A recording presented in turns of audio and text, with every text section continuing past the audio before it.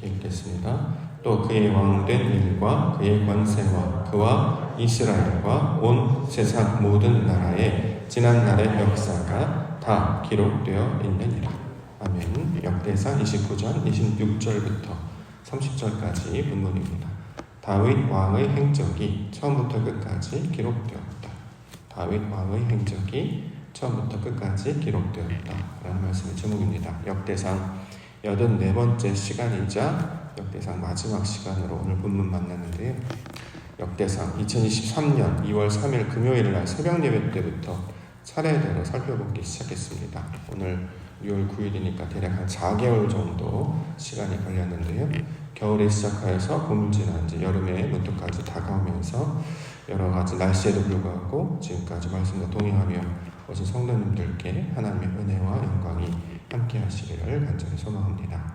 자, 다음 주에는 시편을 좀 잠깐 갔다가 다시 이제 역대하로 넘어가고자 합니다.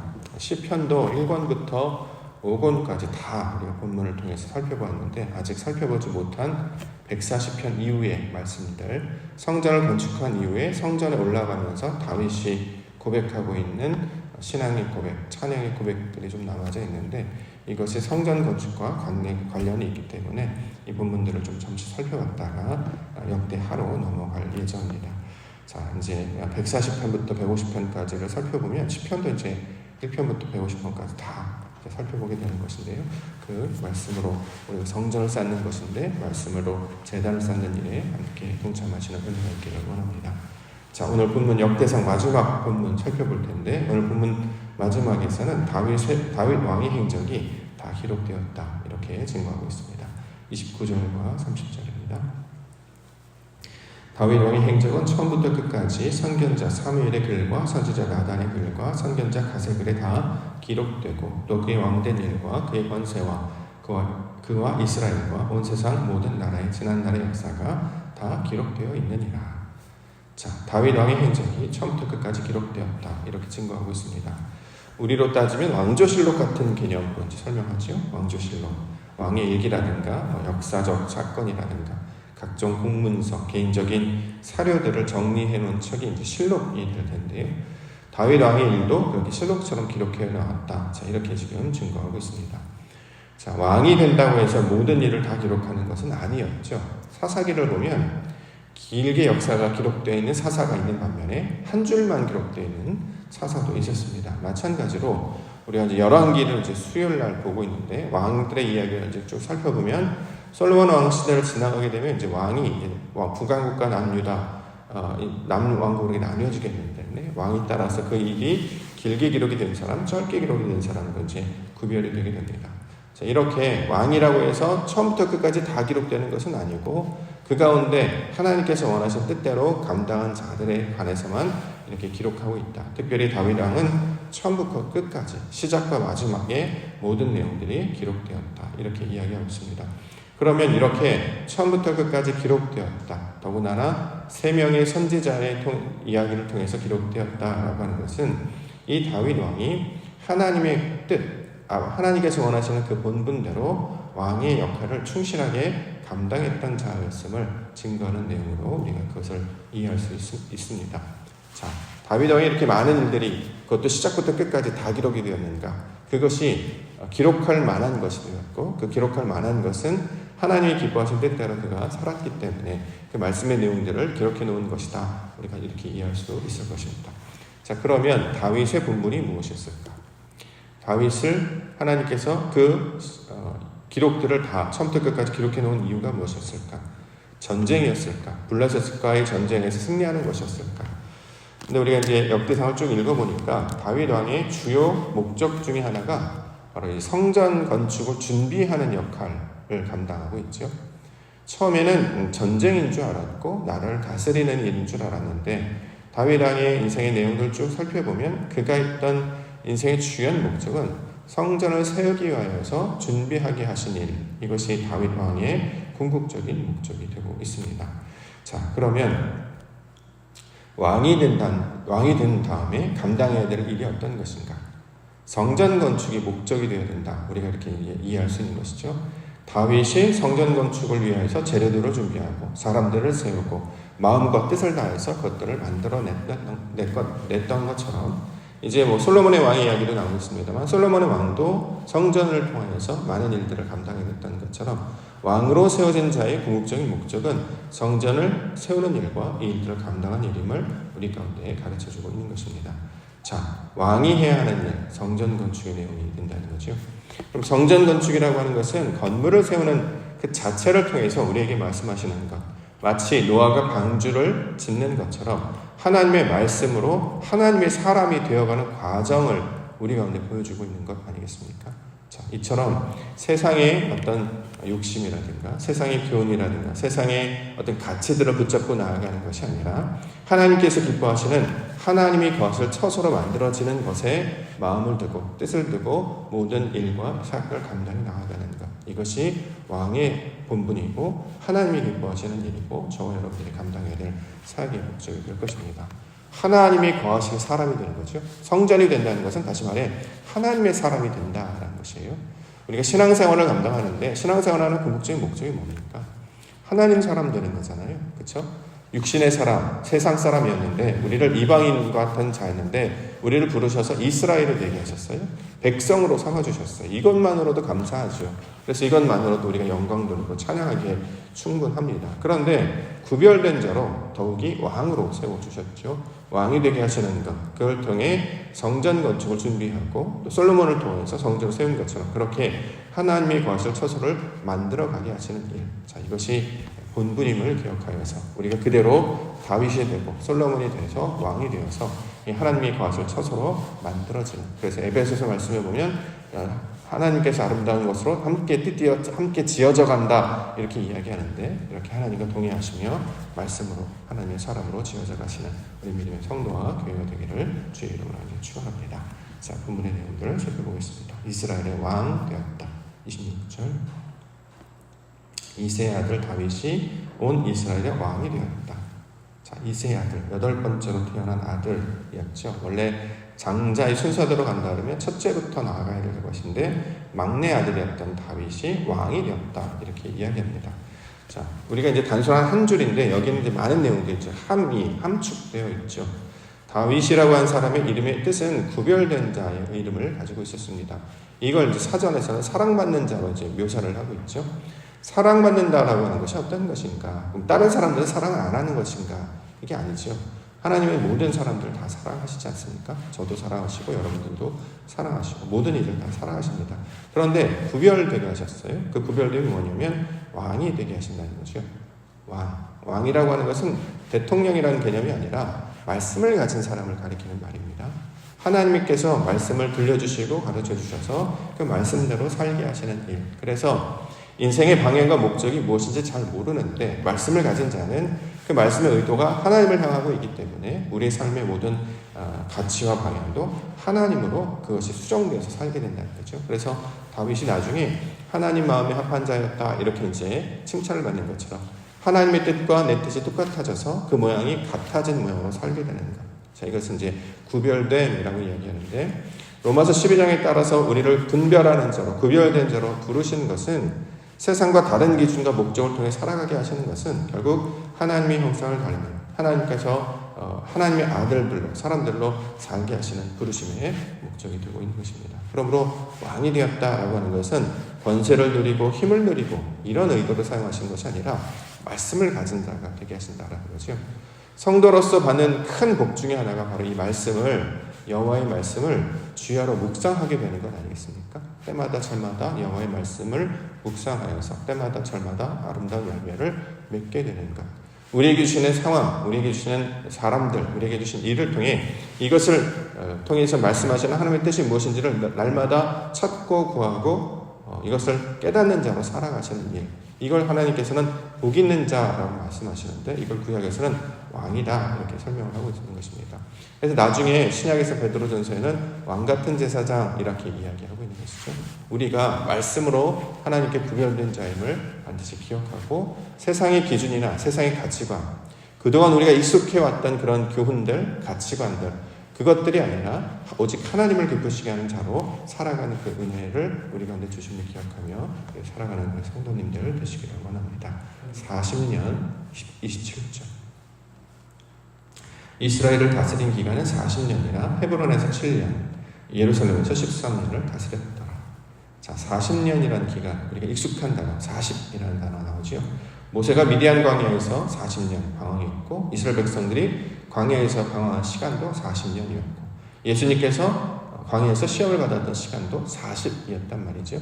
40이 의미하는 것. 그러니까 이제 보통 이걸 사순절 할 때도 40이라는 말을 쓰기도 하죠. 40. 광야에 있는 기간을 가리키고 있는 말을 40이라고 합니다. 광야에 있는 기간.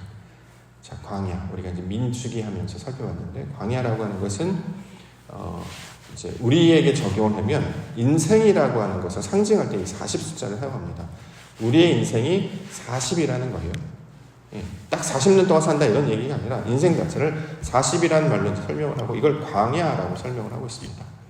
광야는 뭐 하는 곳이었나 보니까, 그냥 아무것도 없었잖아요. 우리를 보호할 수 있는 피난처도 없었고 우리를 가릴 수 있는 어디 숨을 곳이 하나도 없는, 심지어는 보이는 것도 없는, 우리가 이제 상상해 보면 사막과 같은 곳이다 이제 보통 그렇게 얘기하는데, 눈에 보이는 게 아무것도 없기 때문에 어디로 나아가야 될지 어떻게 될지 모르는 상황 가운데 놓여져 있는 곳입니다.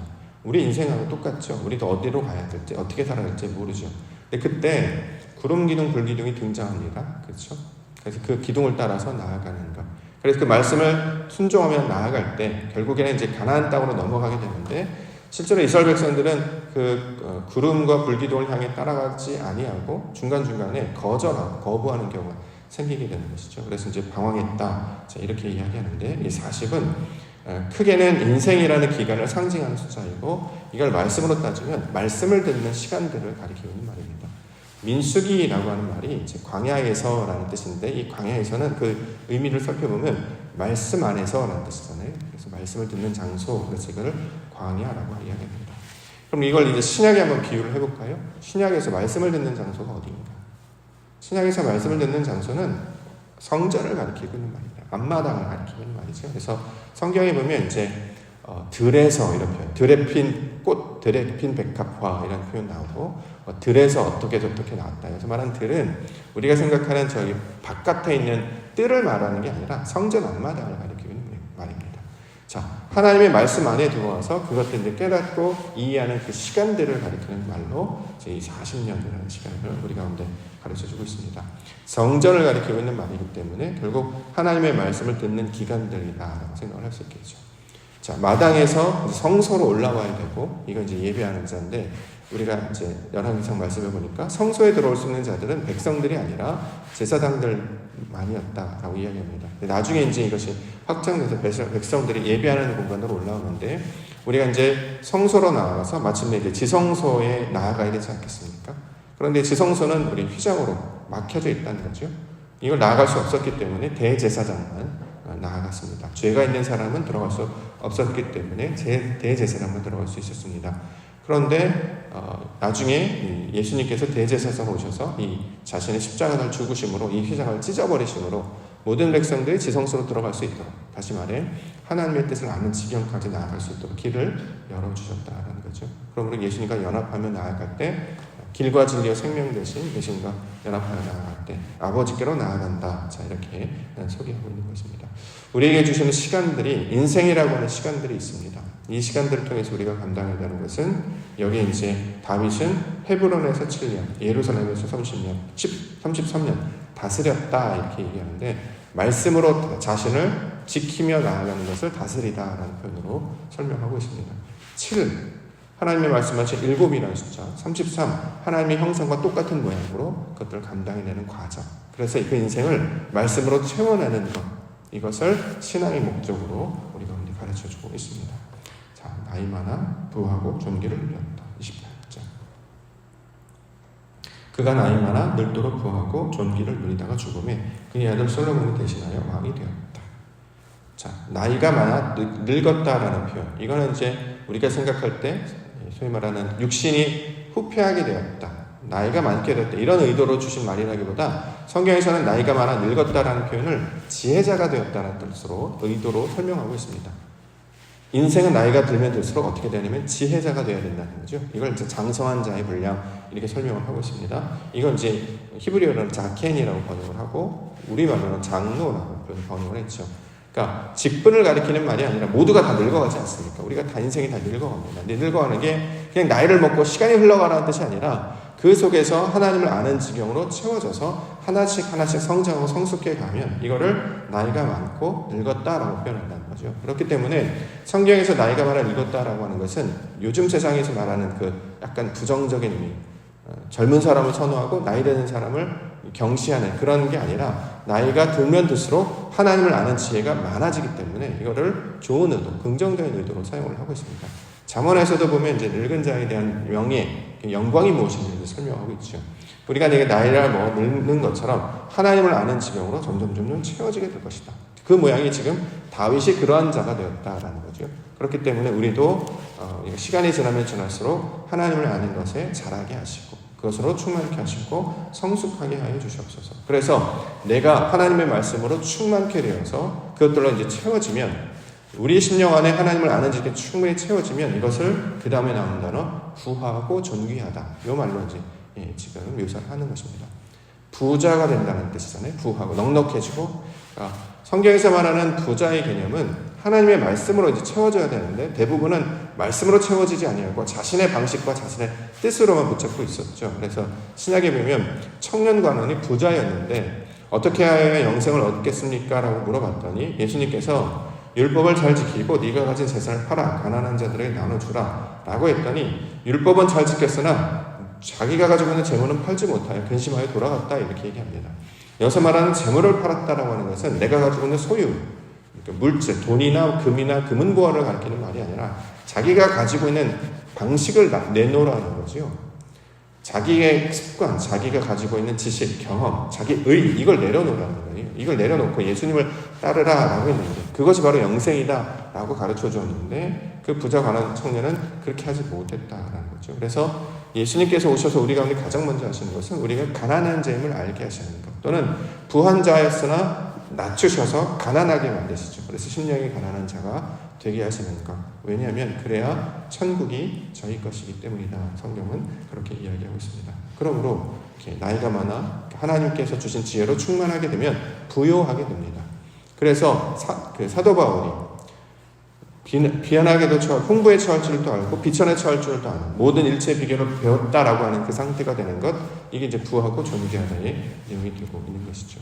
우리를 그렇게 하나님께서 만들어 주실 것입니다. 이전에는 어떤 눈에 보이는 것 때문에 미혹당하기도 하고 우리의 가진 어떤 물질 이것 때문에 우리가 넘어지기도 합니다. 그런데 이 하나님의 백성은 눈에 보이는 것에 미혹당하지 아니하고 세상의 물질 가운데 마음을 뺏기지 않아요. 왜냐하면 우리의 마음이 하나님을 향해 있기 때문이죠. 예수 믿는 것은 받은 증거 많도다. 세상과 나는 간 곳 없고 무조건 주만 보이는 상태가 되게 하시는 일, 이걸 이제 성전 건축의 준비, 또 다윗 왕이 그렇게 평생을 통해서 쌓았던 성전으로 채워졌던 자의 모습으로 우리 가운데 설명을 하고 있는 것이죠. 저와 여러분들 불러주신 것은 인생 가운데 그 하나님을 경험하고 그를 위해서 목적으로 나아갈 수 있도록 인도하시기 위하여 저와 여러분들 불러주신 것입니다. 우리가 이제 역대기 말씀을 이렇게 2월달에 시작해서 6월달에 끝나는 것처럼 말씀과 시작해서 이제 말씀과 끝나는 이런 과정을 지금 설명을 하고 있는 것이죠. 마침 다윗의 모든 행정이 처음과 끝까지 기록된 것처럼 우리가 날마다 쌓는 기도, 제단의 모습들을 통해서 말씀과 동행하게 하실 뿐만 아니라 이를 통해서 하나님을 아는 지식으로 충만케 해주실 줄 믿습니다. 마침내 하나님 기뻐하시는 아름다운 성전, 그걸 이제 우리는 옥토라고 부르는데 아름다운 땅이 되셔서 말씀을 받아 30배, 60배, 100배 아름다운 열매와 결실을 얻으며 나아가시는 우리 믿음의 성도님들과 교회되기를 주님 이름으로 축복합니다.